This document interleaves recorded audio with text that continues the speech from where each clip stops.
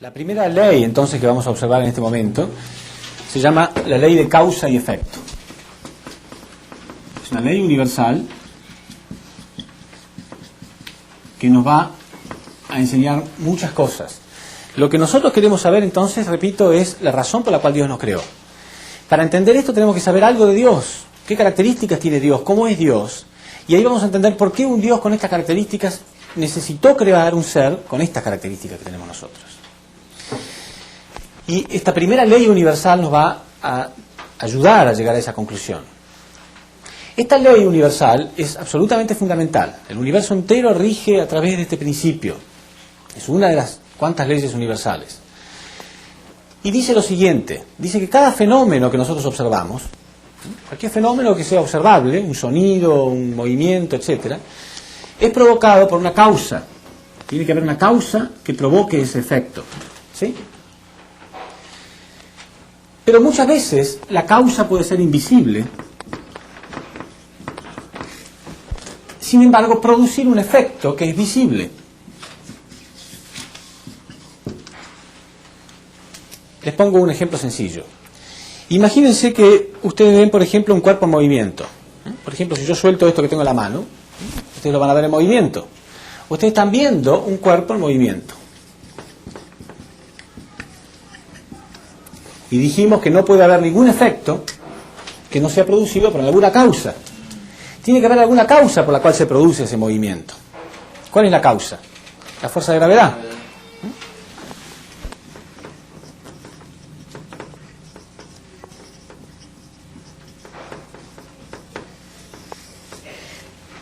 Esa fuerza de gravedad produce este efecto. Si yo les pregunto a ustedes, ¿realmente existe la fuerza de gravedad? Sí. Cualquier persona medianamente culta tiene que decir sí. Porque ustedes la han visto, ¿verdad? No. Nunca la han visto en realidad. Les hice una pequeña trampa. Todo el mundo cae en esa trampa. No. Nadie vio nunca jamás la fuerza de gravedad. Lo que han visto es el efecto producido por la fuerza de gravedad. Pero es tan común, constantemente vemos cosas que caen atraídas por la fuerza de gravedad, que ya pensamos que hemos visto la fuerza de gravedad. Pero nunca nadie la vio. Pero lo que hemos visto es su efecto. Y es tan real que sabemos que tiene que existir la causa. Por esa razón, también encontramos en la Biblia, en Romanos, capítulo 1, versículo 20, que aplica esta misma ley y este mismo principio para Dios. Porque Dios es la causa invisible de todo lo que existe. Y su creación es el efecto visible. Y este versículo bíblico dice que la invisibilidad de Dios y su divinidad se ponen claramente de manifiesto a la inteligencia del hombre a través de sus obras creadas. De modo tal que es inexcusable, dice. O sea que no es una excusa decir que nunca lo vi. No es una excusa decir que es invisible. Porque la fuerza de gravedad tampoco nunca nadie la vio. Pero vimos el efecto constantemente y por eso sabemos que existe. Tanto como si lo hubiéramos visto. ¿Y cómo podemos saber algo acerca de la causa si es invisible? Estudiando el efecto. Según las características del efecto yo conozco su causa. ¿Sí? Estudiando las características de un movimiento yo descubro cuáles son las características de la fuerza que produjo ese movimiento. Del mismo modo, entonces, estudiando las características de la creación, yo puedo descubrir las características que están en Dios, porque Él es la causa. No puede haber nada en la causa no puede haber nada en el efecto, que no provenga de la causa. Les pongo otro ejemplo sencillo. Si ustedes tienen una persona a su lado y esta persona dice que sabe algo de arte, es artista, es pintor, y ustedes quieren saber cuánto sabe él de arte. Y le preguntan, bueno, yo quiero ver algo, ¿no? Algo que hayas pintado. Y dice, sí, pero la única pintura que yo tengo está a 1000 kilómetros de acá. Bueno, ustedes tendrán que ir a 1000 kilómetros y ver el efecto. Ver la pintura. Cuando ustedes vean el efecto, vean la pintura, podrán saber qué hay en la mente del pintor. Mente del pintor. ¿Sí? Aunque yo esté al lado del pintor, a 1 metro, y la pintura esté a 1000 kilómetros, yo tendré que viajar 1000 kilómetros para ver qué es lo que hay en su mente. Porque esto es invisible. Yo tengo que referirme al efecto para conocer la causa. ¿Se entiende? ¿Y puede haber algo en esa pintura que no provenga de la mente del pintor? No. Todo estaba dentro de él primero y él lo plasmó en su obra. Entonces, estudiando las características del efecto, yo puedo conocer la causa. Del mismo modo, no puede haber nada en la creación que no haya estado en Dios primero. Todas las características que tiene la creación estaban en Dios primero. Entonces, lo que vamos a hacer ahora es un estudio de las características de la creación para poder entender las características de Dios. Cuando entendamos básicamente las características de Dios, ahí podemos entender en una forma muy clara por qué Dios creó y de qué modo nos creó y en qué nos parecemos a Dios. Entonces, vamos a observar ahora cuáles son esas características de la creación.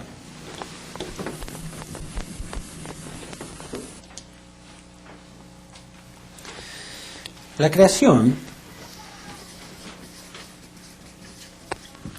está en la posición de ser el efecto y Dios es la causa.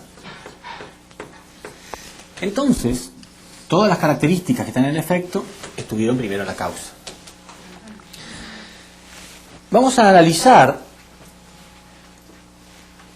las características de la creación a través de dividir la creación en 6 entidades principales, desde lo más pequeño que la ciencia conoce hasta lo más elevado, creado a imagen y semejanza de Dios, que es el hombre.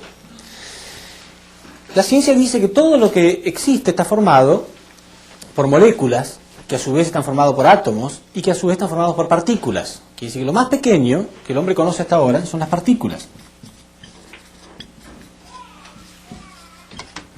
Partículas, protón y electrón. Las partículas, cuando se unen, forman los átomos. Los átomos, al combinarse entre sí, forman las moléculas. Las moléculas, al combinarse entre sí, forman el reino mineral, vegetal y animal.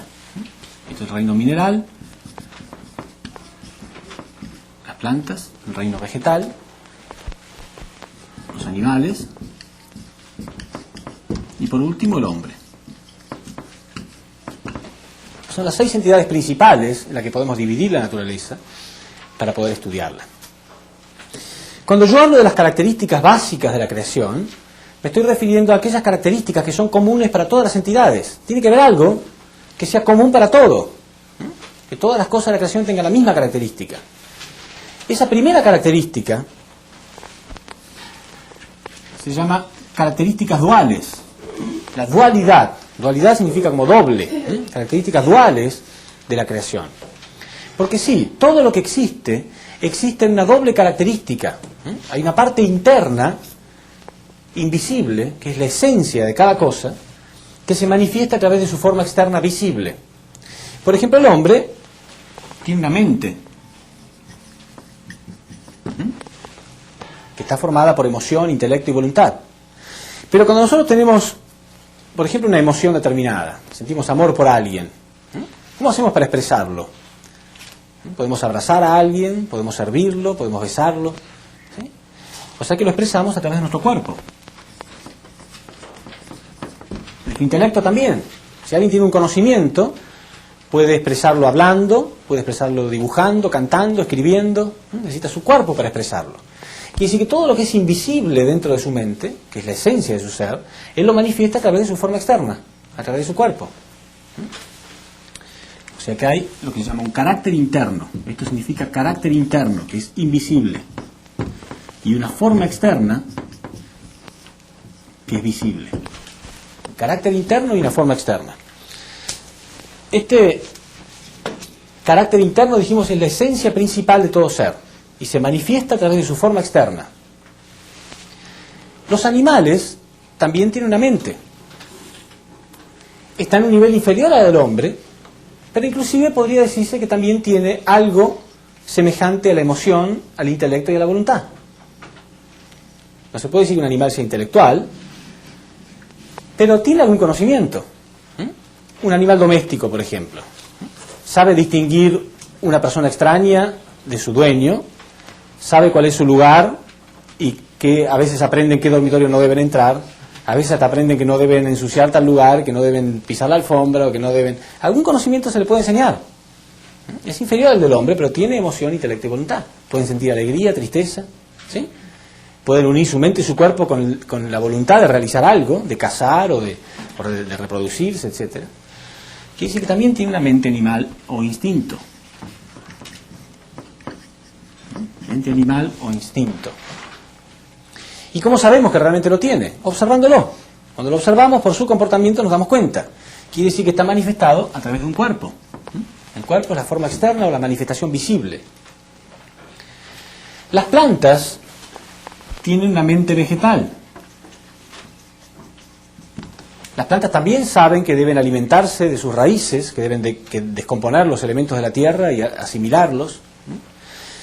Muchas veces cuando encontramos una rosa que tiene el tallo caprichosamente torcido, nos preguntamos ¿por qué razón? En vez de ser derechita como todos, está torcido. Y la explicación es la fotosíntesis. Cuando no recibe los rayos del sol, la planta lo esquiva, porque es un alimento que necesita. Cuando hay un obstáculo, la planta busca el sol. Busca el sol, entonces crece torcida. Quiere decir que tiene una mente vegetal que dirige su comportamiento. ¿Cómo sabemos que es así? Porque vemos la manifestación externa, vemos que realmente hay algo interno que lo está dirigiendo. ¿Qué pasa con las moléculas, los átomos y las partículas? Bueno, también tienen un carácter, porque tienen un comportamiento fijo. Si no tuvieran un modo de comportarse respondiendo a cierto principio, no existiría la química, la física. O sea que a través de la química y la física nos damos cuenta que realmente responden a cierto carácter en su comportamiento. Hay una ley que las dirige. A esto se lo llama naturaleza directiva interna. Tienen una naturaleza directiva interna. Por ejemplo, partículas del mismo signo se repelen, partículas del signo contrario se atraen para poder atraerse y formar los átomos. O sea que tienen cierto comportamiento, tienen cierto carácter en su comportamiento. Y también tienen un cuerpo externo, visible. Y acá podemos llegar a una conclusión interesante. Porque las moléculas, para saber de qué están formadas, tenemos que dividirlas. Y ahí nos damos cuenta que está formada por átomos. O sea, la molécula está formada por átomos. Los átomos los dividimos y nos damos cuenta que está formada por partículas. Y Einstein, famoso padre de la física, se preguntó, ¿y entonces las partículas de qué están formadas?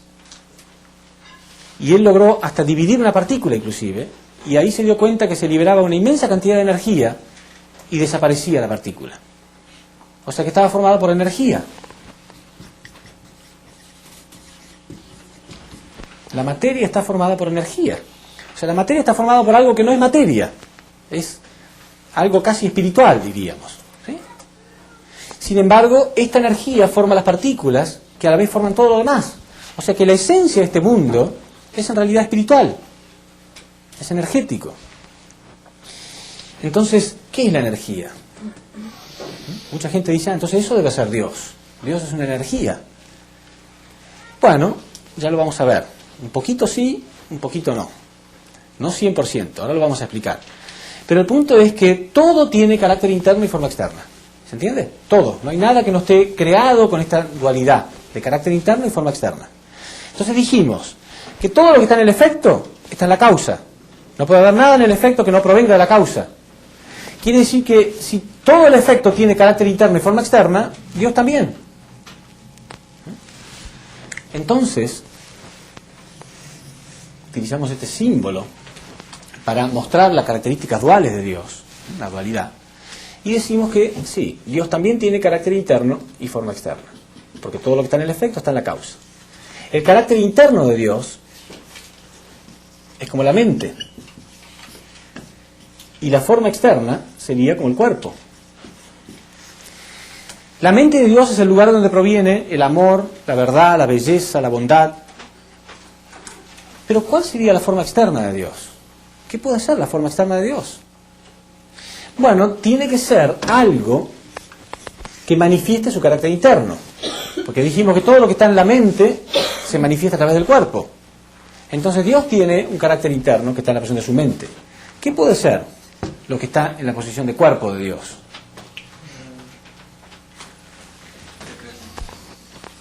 La energía. ¿Sí? Porque dijimos que la energía es lo que forma todo. Quiere decir que Dios manifiesta su amor, su belleza, las leyes y los principios universales a través de la energía del universo. Y la energía termina formando todo.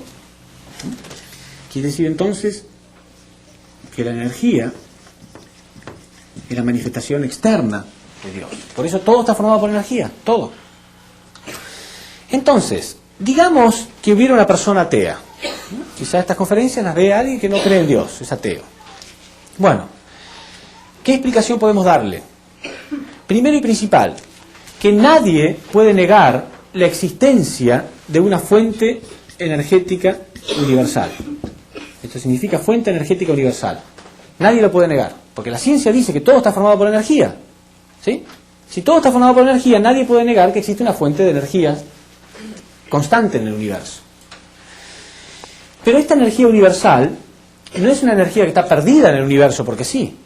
Tiene leyes y principios muy claros. O sea que esta energía se dirige a sí misma para formar partículas, las cuales forman átomos, las cuales forman las moléculas y las cuales forman todo lo demás basado en ciertas leyes y principios. Quiere decir que no solamente es una energía, sino que es una energía pensante, porque tiene dirección y propósito muy claro. ¿Entienden? No es una energía que explota y causa cualquier cosa, sino que es una energía bien dirigida que produjo toda la armonía de la naturaleza. Entonces, no solamente existe una fuente energética universal, sino que existe una mente universal que está dirigiendo, controlando esa energía. Es obvio, porque es una energía que sabe hacia dónde se dirige. Bueno, entonces esto es Dios. La mente universal es el carácter interno y la energía universal es la forma externa. Es esto, carácter interno y forma externa. Nadie puede negar la existencia de esto. Sería totalmente desconectado de la realidad científica negar la existencia de una fuente energética universal constante y de una mente universal que está controlando o guiando esa energía universal. Entonces esto es Dios. Mucha gente cuando llega a esta conclusión, la persona dice, no, yo en esto sí creo. En esto sí creo, pero esto es la naturaleza, no es Dios. Bueno, no importa el nombre que se le dé, existe. Entonces, muy fácilmente la gente llega a la conclusión de que sí, realmente existe Dios. Entonces,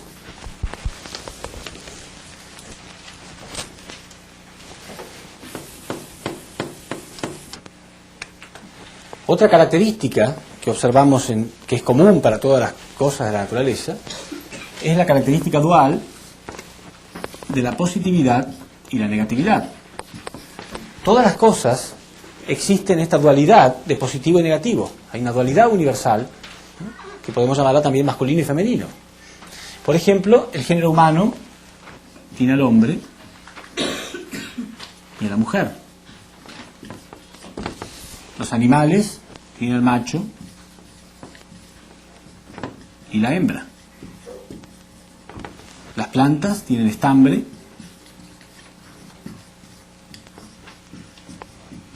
y pistilo. Las moléculas tienen una parte positiva, que se llama catión, y una parte negativa, que se llama anión. O sea, todas las cosas de la naturaleza tienen esta dualidad muy clara, y a través de la combinación entre ellas se produce un ser superior. Los átomos tienen valencia positiva y valencia negativa, o electropositividad y electronegatividad. Las partículas tienen el protón, que tiene carga eléctrica positiva, y el electrón, que tiene carga eléctrica negativa.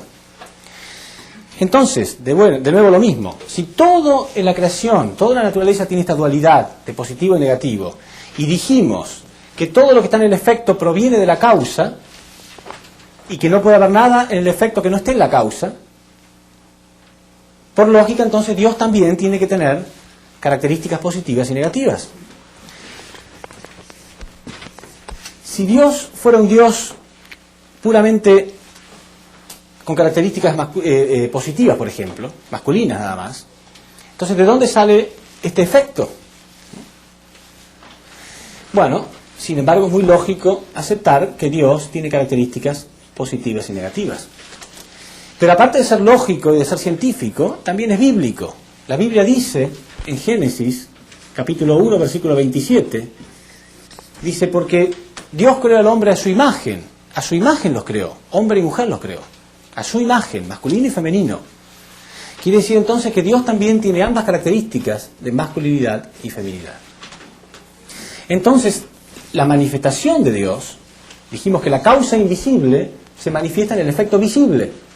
La manifestación de Dios también es toda una naturaleza que tiene carácter interno y forma externa, en todas las cosas que existen, y masculinidad y feminidad en todas las cosas que existen.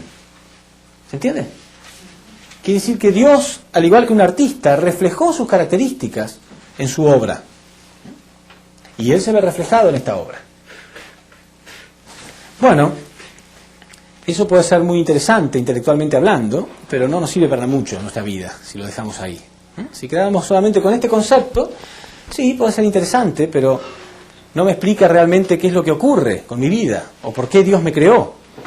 Pero es muy importante porque a partir de ahora podemos entender más y más las leyes y principios del universo y empezar a entender cuál es la razón por la cual Dios creó al hombre.